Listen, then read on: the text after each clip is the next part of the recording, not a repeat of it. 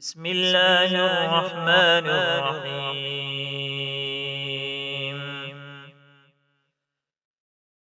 يا بني إسرائيل اذكروا نعمتي التي أنعمت عليكم وأني فضلتكم على العالمين. واتقوا يوما لا تجزي نفس عن نفس شيئا ولا يقبل منها عدل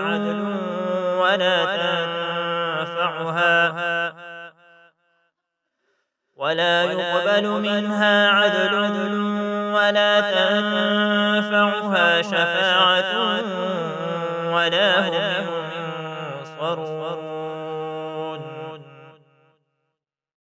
وإذ ابتلى إبراهيم ربه بكلمات فأتمهن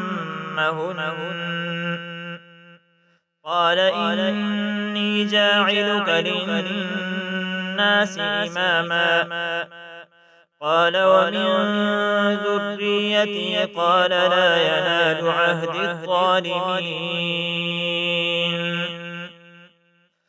وإذ جعلنا البيت مثابة للناس وأمنا واتخذوا من مقام إبراهيم مصلى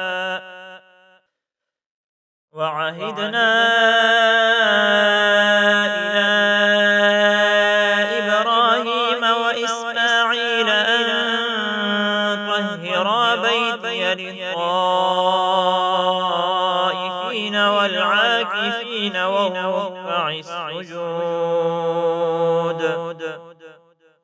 وإذ قال إبراهيم رب اجعل هذا بلدا آمنا وارزق أهله من الثمرات من آمن منهم بالله واليوم الآخر قال ومن كفر فأمتعه قليلا ثم أضطره إلى عذاب النار وبئس المصير. وإذ يرفع إبراهيم القواعد من البيت وإسماعيل ربنا تقبل منا إنك أنت السميع العليم. ربنا واجعلنا مسلمين لك ومن ذريتنا